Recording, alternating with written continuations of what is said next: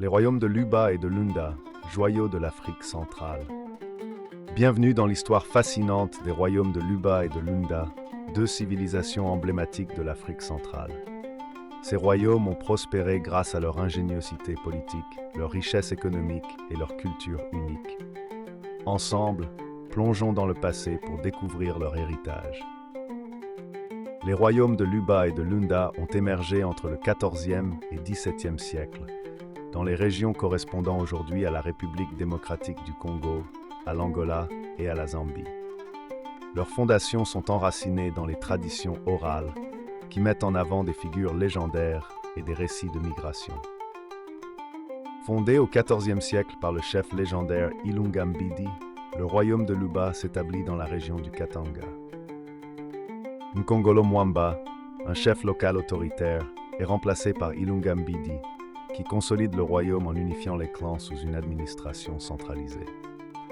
L'empire Luba, qui s'étendit du XVIIe au XIXe siècle, contrôlait un vaste territoire allant de la Bushimai jusqu'au nord de l'Angola et de la Lulua jusqu'au nord-est de la Zambie et du Haut-Katanga.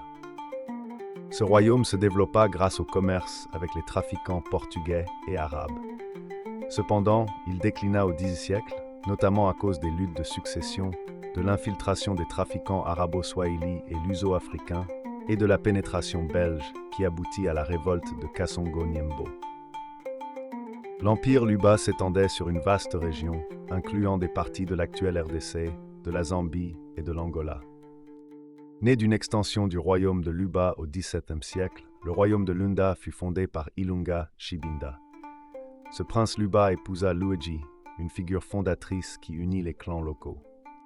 Leur union donna naissance à un royaume qui s'étendit à travers une large partie de l'Afrique centrale. L'empire Lunda naquit autour de 1600 de notre ère. Ce fut une période de migration, notamment celle d'un groupe conduit par Ilunga Chibinda, un prince issu de l'empire Luba et rival de son parent Ilunga Kalala. Ce groupe arriva dans les terres des Balunda, au sud-ouest du Katanga, où Ilunga Chibinda épousa la reine Luigi. Cette union marqua la fondation de l'empire Lunda. Muantiav ou Muatayamvo devint le titre officiel des souverains Lunda après leur fils Yaonaweji. La reine Luigi, bien que stérile, est considérée comme la mère symbolique de l'empire. Des branches secondaires se formèrent, comme les Lunda de Kazembe, qui étaient destinés à prospérer grâce à leurs contacts commerciaux avec les étrangers. Les migrations et établissements des Luba et des Lunda, portraient des figures légendaires. Ces royaumes se distinguaient par leur organisation politique avancée, qui leur permit de gérer des territoires vastes et diversifiés. Le pouvoir était centralisé autour du Mulopwe, roi, considéré comme une figure sacrée et l'intermédiaire des ancêtres. Les chefs locaux avaient une autonomie relative, mais étaient liés par des alliances fidèles au roi. Les femmes occupaient une place importante, notamment dans les affaires spirituelles et politiques. Certaines étaient même à la tête de conseils royaux. Contrairement aux tribus environnantes, l'empire Luba était un État centralisé et despotique. Cependant, les rivalités entre dirigeants pour le pouvoir affaiblirent l'empire, menant à sa décomposition progressive. Le royaume était structuré de manière fédérale, chaque région étant dirigée par un chef local relié au Muantiav, roi. Les alliances matrimoniales étaient utilisées comme un outil diplomatique puissant, renforçant l'unité du royaume. Des branches secondaires émergèrent comme les Imbangala, les Luena et les Chokwes, chacune revendiquant une parenté avec les figures fondatrices des Lunda. Le pouvoir au sein de l'empire Lunda était basé sur une structure démocratique, monarchique unique. Le conseil impérial, composé de notables, de prêtres et de guerriers, choisissait le souverain en fonction de ses qualités spirituelles et morales. Les femmes, notamment l'impératrice Narwej, jouaient un rôle essentiel dans la transmission et la légitimité du pouvoir impérial. La continuité symbolique était assurée par le port du rukan, un bracelet de cuivre sacré. Des cours royales de Luba et Lunda, artefacts représentant les symboles de pouvoir. La prospérité des royaumes de Luba et de Lunda reposait sur leur contrôle des ressources naturelles et des routes commerciales stratégiques. L'Empire Lunda s'est étendu rapidement grâce à des expéditions militaires et au commerce, atteignant le lac Tanganyika à l'est et la rivière Kwango à l'ouest. Les chefs locaux conservaient une autonomie moyennant un tribut, assurant une confédération stable. Le commerce avec les Portugais débuta en 1650 avec des exportations de cuivre, d'ivoire et de sel, tandis que des esclaves étaient vendus à Luanda, vers le Brésil, et à Zanzibar, vers la péninsule arabique.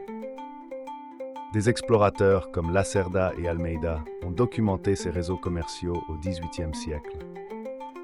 Des routes commerciales, marchés animés, gisements de cuivre et sculptures en ivoire. L'héritage des Luba et des Lunda repose aussi sur leur art, leur spiritualité et leur tradition sociale. Les sculpteurs Luba créaient des objets décoratifs et sacrés, comme les tabourets cérémoniels et les bâtons de commandement. Les Lunda, quant à eux, produisaient des masques et des sculptures en bois, symbolisant leurs croyances spirituelles.